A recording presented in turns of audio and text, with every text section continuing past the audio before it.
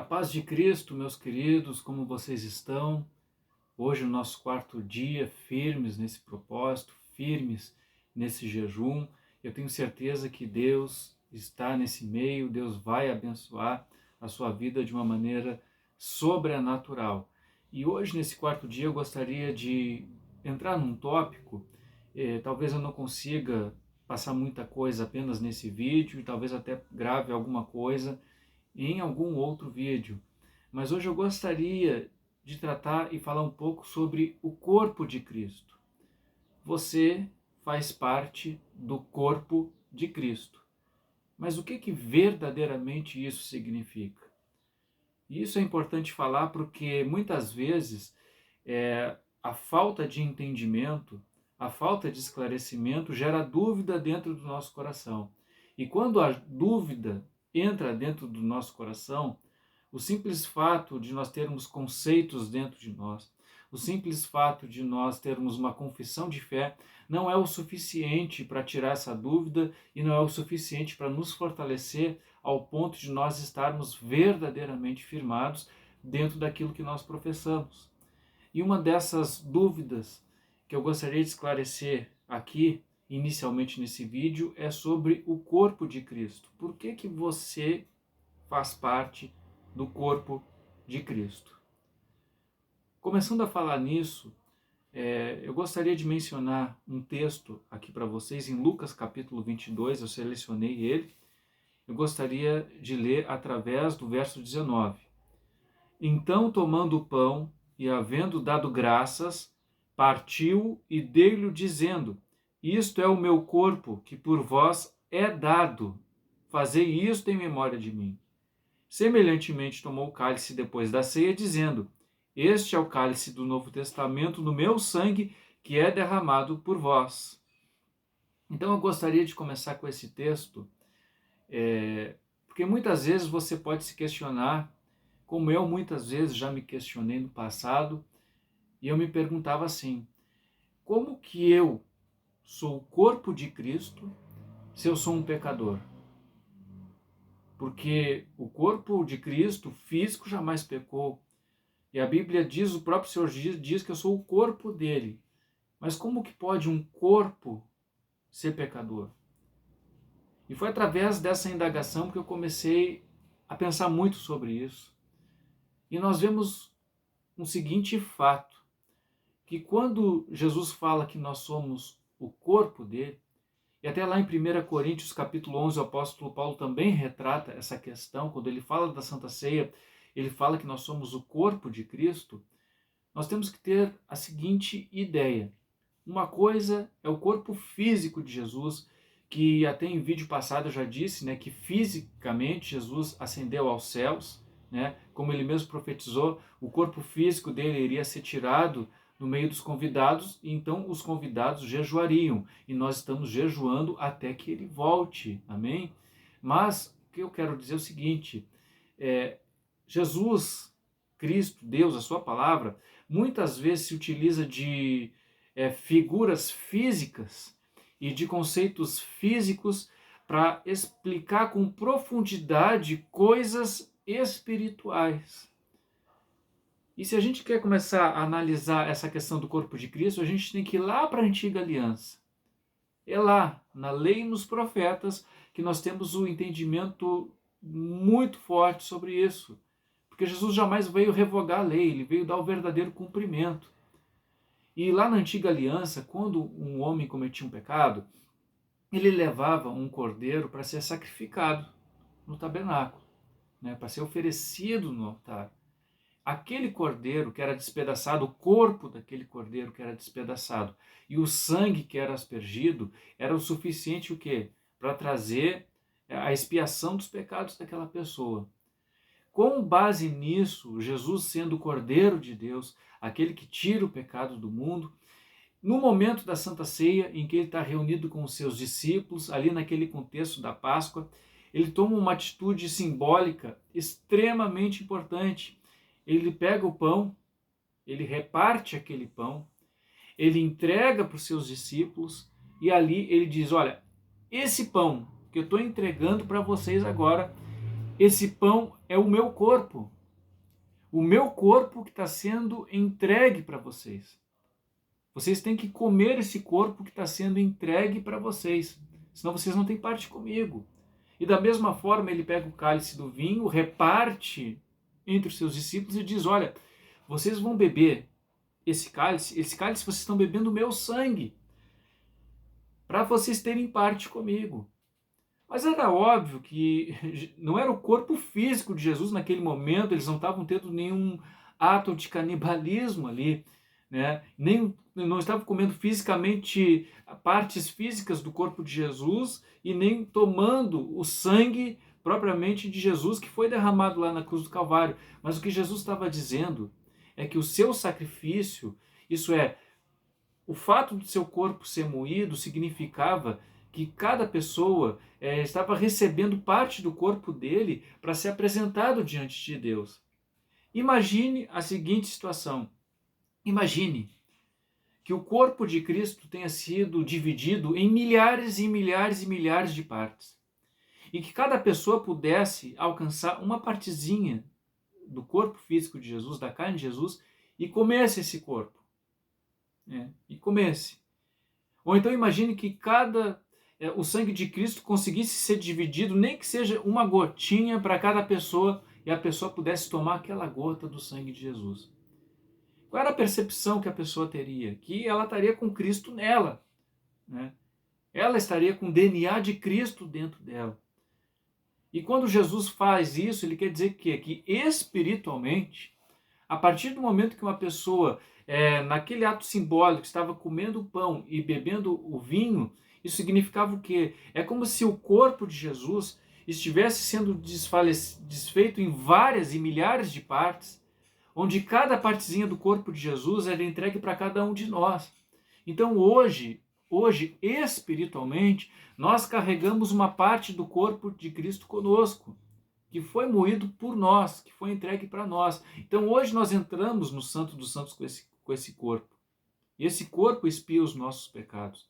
É como se nós recebêssemos uma gota do sangue derramado na cruz em nós. E essa gota derramada, quando nós nos apresentamos diante de Deus, essa gota é suficiente para ser aspergido no altar santo e expiar completamente, lavar as nossas vestes. Então o que Jesus está dizendo é que nós somos o corpo dele. Espiritualmente nós somos o corpo de Cristo. E é aqui que está a graça do nosso Senhor Jesus Cristo e a soberania plena do Senhor Jesus.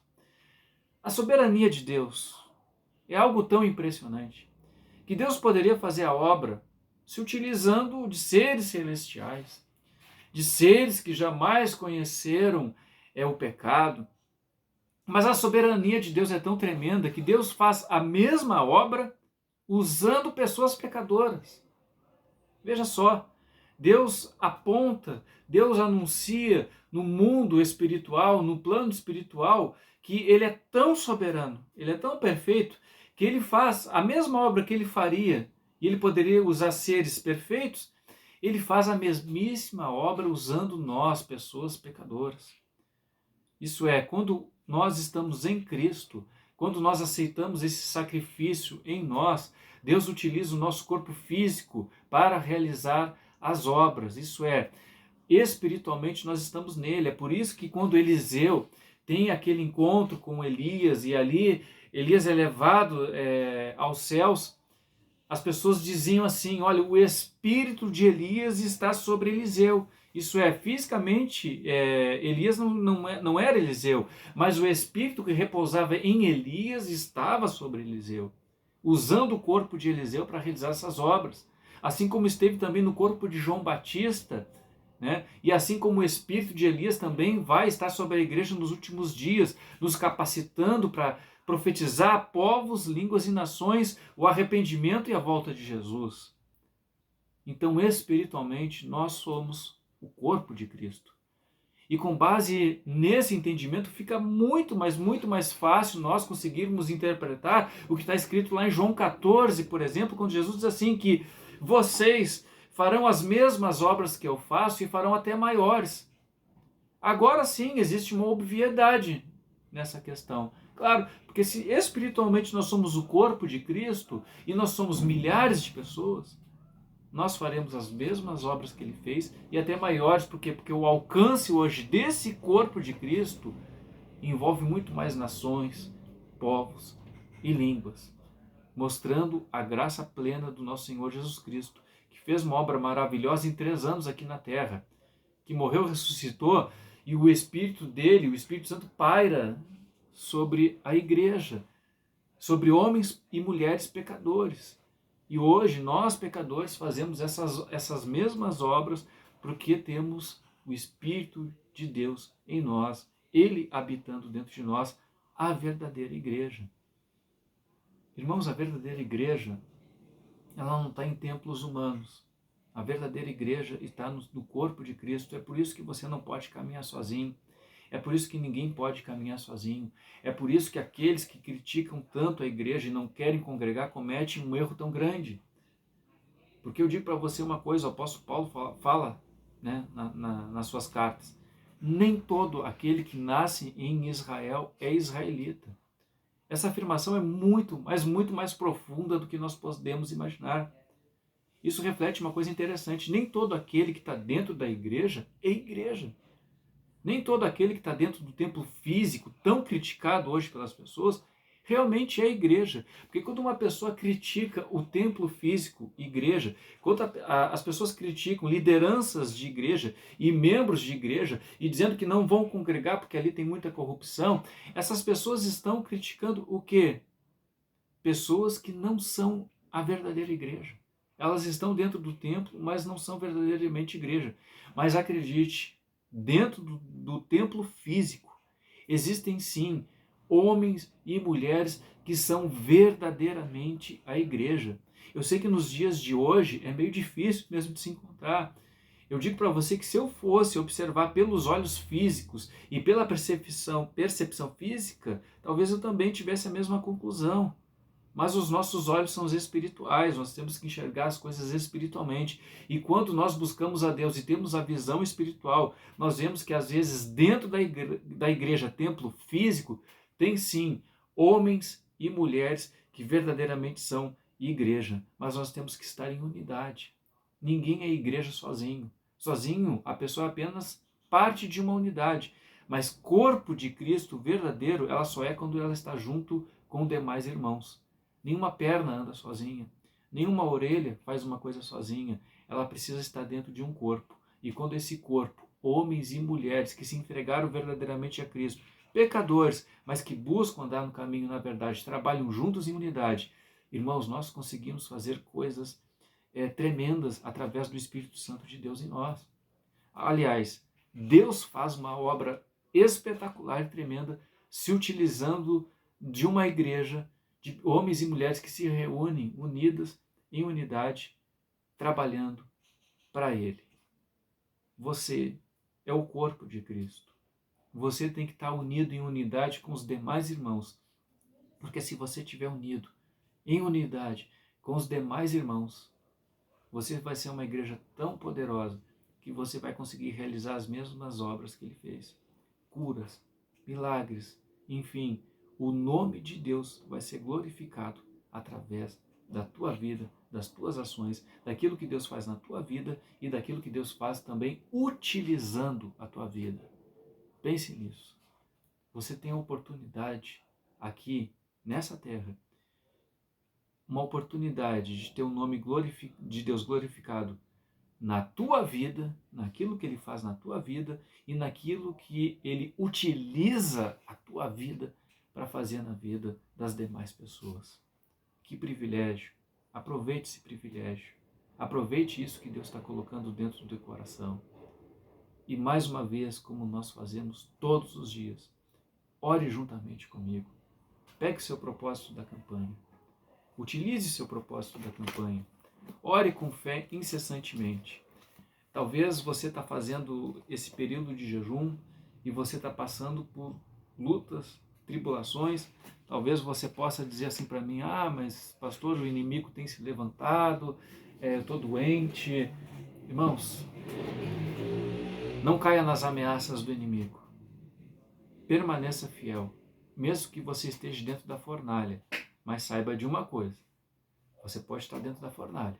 Deus pode permitir que você esteja dentro da fornalha, mas Ele não vai permitir que as chamas te atinjam e que te prejudiquem, porque o quarto homem da fornalha está lá dentro junto contigo, em nome de Jesus. Vamos orar. Pai, em nome de Jesus, que a tua bênção, meu Deus, esteja sobre o teu corpo, Pai, que é a igreja. Pai, abençoa essa igreja poderosamente, meu Deus. Homens e mulheres que são pecadores, mas que lutam a cada dia para andar no caminho com sinceridade, compromisso e responsabilidade, Pai. Abençoa essa igreja, meu Deus. Que o teu nome seja glorificado na vida de todos aqueles que estão realizando esse propósito de jejum, Pai de Daniel. Meu Deus, na vida deles, e utiliza a vida deles, Pai, para abençoar muito mais vidas, para que teu santo nome também seja glorificado em todas essas ações. Receba sobre a tua vida o Espírito Santo de Deus permanente e que ele te capacite cada vez mais para realizar as obras que o Cristo realizou aqui na terra, em nome de Jesus. Deus te abençoe. Até o nosso próximo vídeo. A paz de Cristo com todos. Shalom.